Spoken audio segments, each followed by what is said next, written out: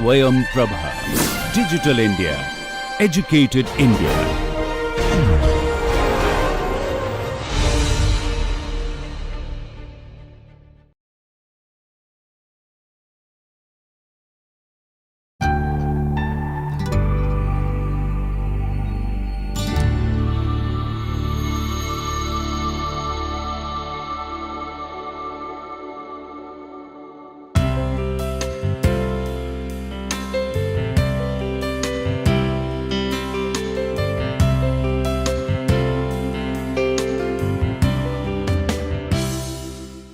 Hello students, we will continue our presentation of the first generation from 1945 to 1970 with the last and final part 6 of this presentation. We had seen last time the series of international architects who had contributed to Indian architecture pre and post independence: Walter George and Claude Batley, then there was Otto Koenigsberger, John Ritchie, Holabird and Root, Edward Durrell Stone, and then international architects who came and settled in India for their lifetime: Christopher Benninger, Stein and Laurie Baker. Now these are modernist buildings we saw last time, modified for Indian climatic conditions, the US Embassy and the building by Holabird and Root, the Tata Center. So these are modernist buildings modified for Indian conditions. Then we had also seen that the most prominent Indian architects who were carrying forward modernism in India were strongly influenced by the Bauhaus rationalist ideology, but other ideas also got added which were both homegrown and imported, for example that of Frank Lloyd Wright, and his impact is seen in the works of architects like Gira Sarabhai, Nari Gandhi and Joseph Allen Stein. Now coming back to Stein's work with which we ended last time, we have the Ford Foundation, the UNDP building by Stein, the Ford Foundation in 1969 and the UNICEF building in 1981 continued. There was a continued consistency in the line of thought about architecture in the works of Stein, and it is very evident from the built forms of Stein that these buildings were reflective of the organic architecture of Frank Lloyd Wright rather than the clean cut rationalist expression of modernist architecture. There is, for example, the use of open bridges and pergolas that link the composition around irregular garden courts, and these garden courts have fountains and reflective pools. So the entire building is not only suited to it is completely wedded to the Indian climatic conditions. Knowing that we have got a very harsh summer, and in Delhi for example they have got a very harsh winter also, these buildings respond to this kind of climatic conditions, and this is a very important organic architectural concept, that the building must respond to the local climate, the local topography, the local materials, and be a part of the landscape rather than standing out as an isolated piece in the landscape. So this regional context is what we see in his buildings. For example, we have these solid piers, and in between them there are these horizontal floors with planters along the facade of the building, and this recall the architecture of Frank Lloyd Wright. For example, if you look at the Unity Temple just at the turn of the 20th century, designed by Wright, this Unity Temple has very similar floating planes like the Ford Foundation building, and we have got these planters associated with the building. Also, so we recall the American approach in an Indian context to the works of Stein. When we look at the form of the building, it is very different from, we will be looking at other buildings done by Indian architects during this time, which are brutalist buildings directly imitating the architecture of Corbusier in Chandigarh, or there are buildings which are a direct reflection of the Bauhaus concept in India.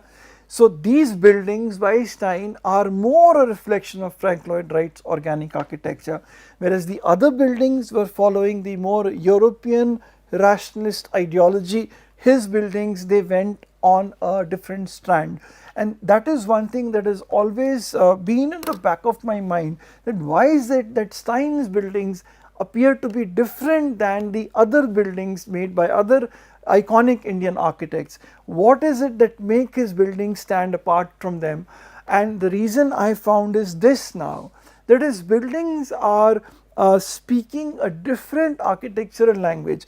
There is modernism in his buildings, and we will see that in the IIC, but there is also this identification with organic architecture. The building, there is more serenity about the building, the spaces are more what you might call more serene. India Habitat Center is a very classic example of that. And in this building, for example, there is exposed stone, glass and concrete. So not just glass and concrete is exposed, the stone is also been exposed along with these planters. So he is rather moving away from the Corbusian ideology. And please remember that during this time Chandigarh had already come up when he was doing these buildings, and at this time a large number of Indian architects, I would rather say the iconic architects, were more impacted by Chandigarh and the works of the Bauhaus school. So when we come to the India International Center in Lodi Estate in 1962, it's a combination of a social club, a cultural center and a guest house, where there is the members are a cosmopolitan mix of academicians or academics, professionals and artists.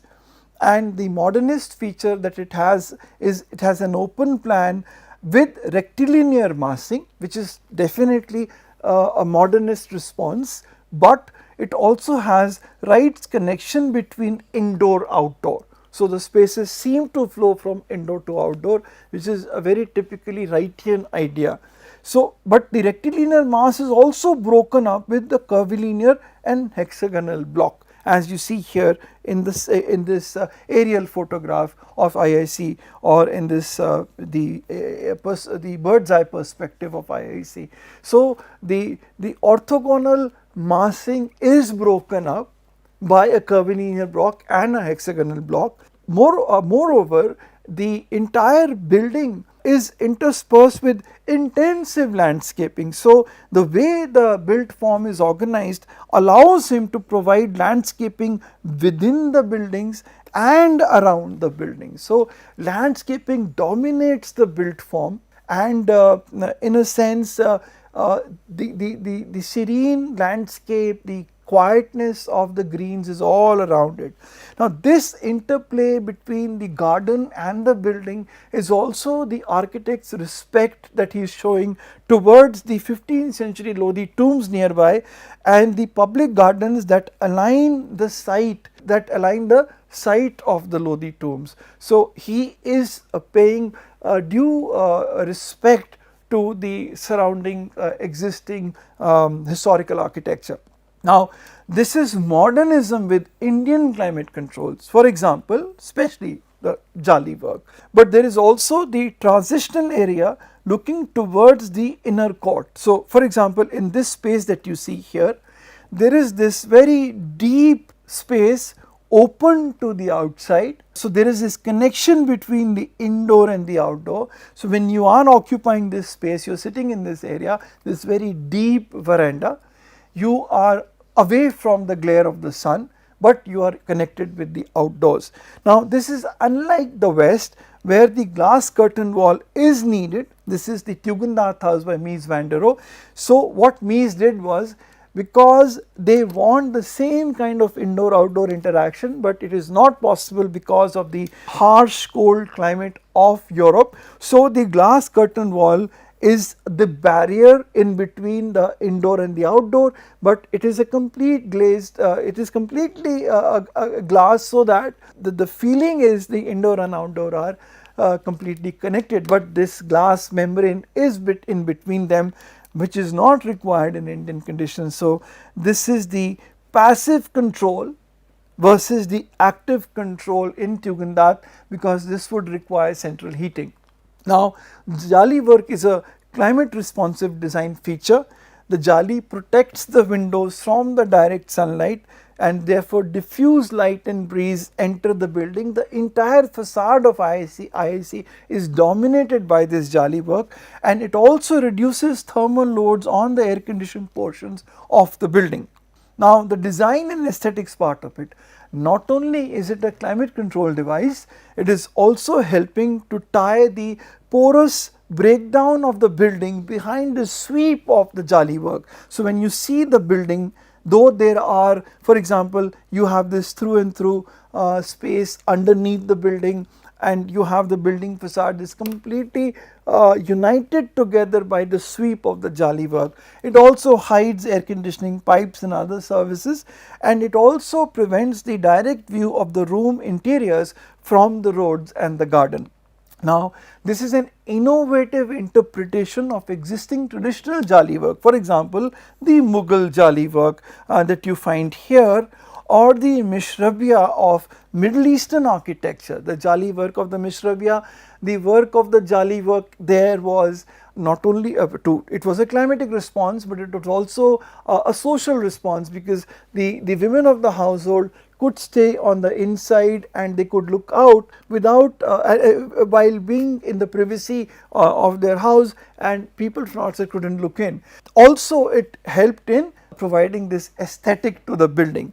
So, this jali work that was designed by Stein in IIC is a lattice of these small brick tiles with these tubular aluminium spacers, which are the composition of this jali curtain. Now, the jali work has continued to be used in contemporary Indian architecture by many architects like Sanjay Puri in this building in Jaipur, and other architects like Morphogenesis in the Pearl Academy. So, this is a traditional solution for climate control even in contemporary Indian buildings, and these are modern buildings, but they are using jali work as a climatic response. And the amazing thing is that these are not just jalis that are designed empirically or on a hit and trial method. These are designed using high end software, taking in due consideration the angle of the sun and the solar path, and thus they are designed very systematically, and we will look at that when we come to the last part of this semester's presentations, when we look at examples like the 70 screens by Sanjay Puri and the Pearl Academy by Morphogenesis.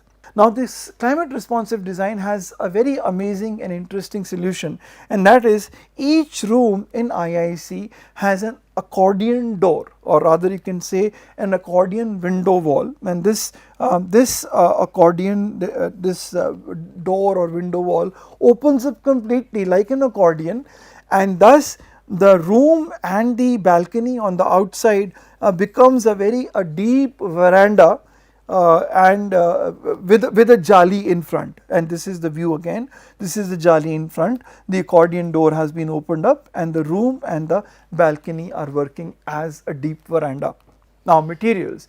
There is a use of vernacular and conventional materials in IIC. So, there is exposed stone as well as concrete. Simple and durable materials are used with very clear detailing, as you can see in these close shots of the building. Cast on site RCC frame has been used, and this also supports precast roof and floor. There is a local grey stone that has been used here, which is extensively used in load bearing walls and in the jali work. Now, during that time the term green building had not been coined. But these architects, by the way they were responding to their local climatic conditions and by the available resources, the available labor, were already designing a resource and energy efficient building, which is the foundation of a green building today. So, they were not doing it by keeping the term green building in mind. They were doing it as a very direct and a practical response to what they had in terms of resources, in terms of climatic conditions. So, this is an optimal use of building mass to reduce the heat gain in this building. There are shaded open areas that are used as sit outs.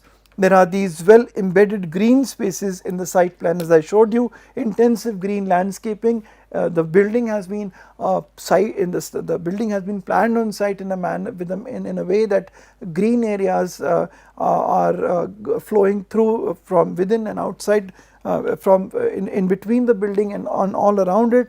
There is the use of these well engineered shading elements and screens like the jalis, and there is this use of lightweight precast technique to optimize material usage. Now these are the interior shots of the IIC, the seminar room, this is another meeting room, the auditorium and the actual room, a kind of a lecture theatre here. So these are the various interior spaces within the IIC. Now going forward, we will be again looking at these ideas later, that is to define modernism in a regional context, especially with regard to climatic controls. We will see that even architects like Corbusier, having come to India, did respond to Indian climatic conditions. And we see that in this the Mill Owners Association building in Ahmedabad by Corbusier, where he provided these deep louvers at an angle of 45 degrees to cut out the sun from entering into the building. Now we have this is the Brise Soleil of Corbusier versus the louvers of Antonin Raymond, we discussed it earlier, versus the Jali work of Joseph Allen Stein, and all three of them are a climatic response to cut out the sun and allow the breeze to flow within the building. The reality is that Indian buildings were to operate in heat and dust, there was going to be poor maintenance and there was a need of cleaning, and this was practical Indian realities the buildings had to address. Now let us look at the example of Kothari building by S.L. Chitle in a architecturally not so popular city in terms of the iconic buildings that have come up, and that is Chennai. Now this building is a 6-story framed structure in RCC on pile foundations, and thus we see that there is an advancement in the structures easily recognizable in this building, and the typical office floor plan has been used here in this building, which has got a central lift core. For this indicates the economic realities of a tall building. Now Chitle had said that he acknowledges the inspiration of Marcel Breuer in this work, and this influence of Marcel Breuer is also seen in the LIC building in Chennai by H.J. Brown and L.C. Molen from 1956 to 1959. Chitle acknowledges this influence. This building has not been designed by Breuer, but his influence is seen. Now Breuer himself was a Bauhaus educated modernist who had partnered with Walter Gropius. Now the diversity of inspirational sources that are available to Indian architects is evident with these examples. Now to consider the tall building, particularly of that time, almost all high-rise office towers were the variations of a single model, and that was that there is the service core at the center, having the elevators and the toilet facilities, etc. In this building, for example, in this and this is the World Trade Center that tragically came down in the 9/11 attack, and this is the floor plan of the World Trade Center.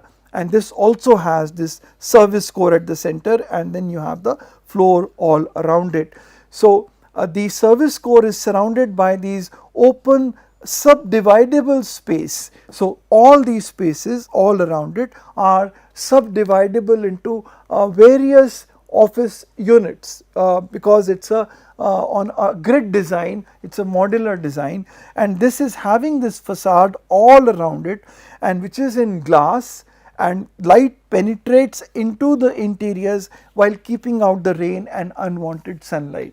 Now this kind of form, rather this kind of concept of the central core has evolved over time as skyscraper forms have evolved. So the skyscraper does not continue to remain a cuboidal form as we see here, but it evolves into a more of a triangular form or an elliptical form or a circular form. But in all these examples you see that the core continues to remain at the center, but this also has undergone a change where architects like Norman Foster have adopted variations of that, with the core being on the periphery, for example in the case of HSBC Hong Kong, and the floor being in the middle, and this also has an atrium. And then you have the example of the Commerce Bank in Frankfurt, where the core is at the vertices of this triangle. So, these are the core areas, and then you have got the floor plan here, and the third part of the Commerce Bank was a sky garden, and so the core is on the perimeter in these buildings. So, that variation has happened over time. Now, architects in Chennai indigenized modern architecture by using principles of climatic response and economy of resources. Chitle brought in Bauhaus functionalism in Chennai, plus the vocabulary of modernist slab building, and it had an innovative plan. Now, the office plan interior was open office plan. It was on a standard grid, as is true for all office buildings, and it was very carefully thought out, because so that the rooms could be converted into cabins or conference rooms based on the need. Also, there were clear drawings made for the sun paths, and climate control was done through these closely spaced horizontal louvers on the west and the south facades.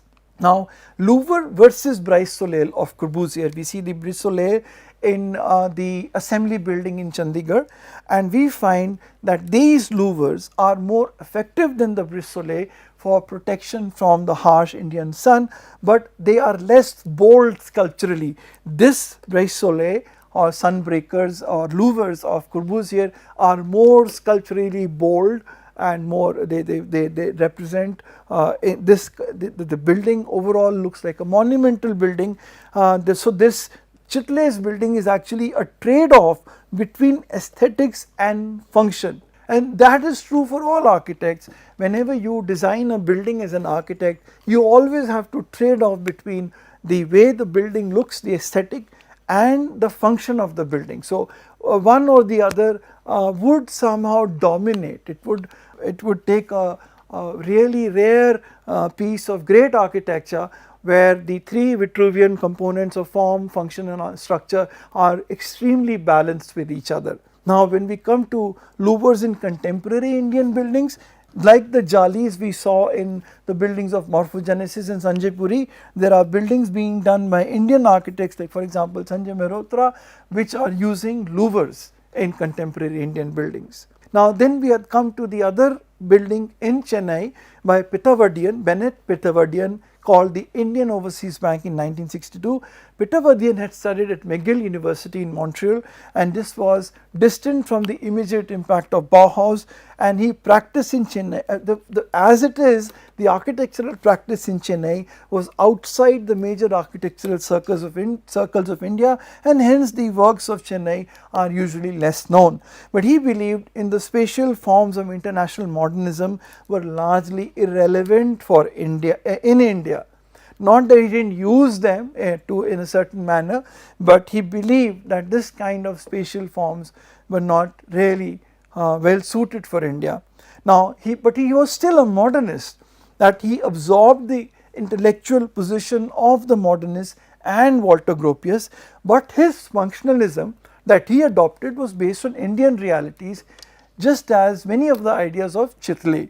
Now, his mentor was John Bland, and who was from Canada, and he had said that architecture is based on the definite clear-cut relationship between client and architect. And there is a very wonderful example of the work of C.R. Mackintosh in Art Nouveau, where he designed a building called the Hill House, and there he had actually stayed with the client's family for about a week to try to understand their behavior and the way they used their house, so that when he designed this new house, the Hill House for them, he could then organize and plan that house according to the way the family or the client used it.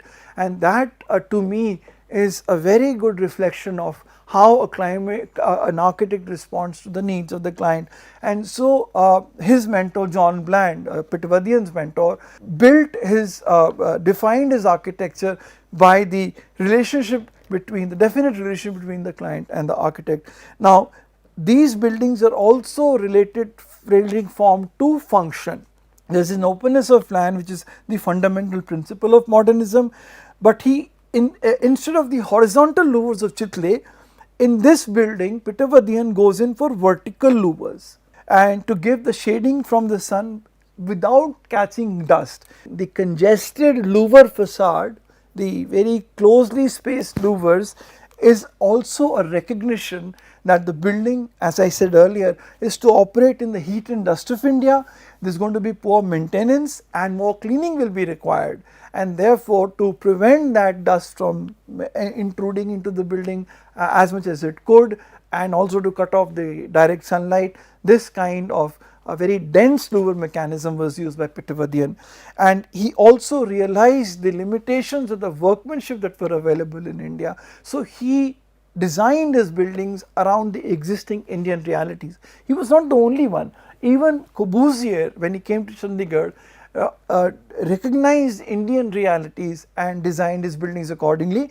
And from the next presentation, we will be looking at that the works of Corbusier. Now the third example we see is again a building by Joseph Allenstein, the Indian Express building from 67 to 70, which is a different kind of tall building. We have already seen the works of Chitle, the work of Pitavadian. Now this is different from the conventional tall building that had already come up, the Seagram building in 1951 I believe, 1951 to 55 I believe, and this was designed by Mies van der Rohe. And now the basic requirement of this Indian Express building was orientation. There was this intense Indian sunlight, but it also had a modernity of expression. But the aesthetics of the Indian Express building were not overriding the practicality. So whereas the liver house, which is adjacent to the Seagram building in New York, across the street from the Seagram building, has this sleek glass facade, as also this glass and steel facade of Seagram building, the Indian Express building, though it has a modern glass and RCC facade, it also has these louvered balconies, so to speak, these louvers over the glass to protect the building from the harsh sun. So again the building has been modified to suit Indian climatic conditions. Now in India there were the variations of the central theme of international modernism, but works of Gropius and international style exerted a very strong influence on modern Indian architecture until the impact of Le Corbusier became widespread in the 1960s. But Gropius's principles continued to motivate architectural works globally, not only in India, and they were based on clear logic, and they made and still make such sense in an appropriate context. Now if we just reflect on some of the things that we have seen, it is not surprising that Indian architects turn to the experience of others, predominantly international architects with a vast experience to solve their problems.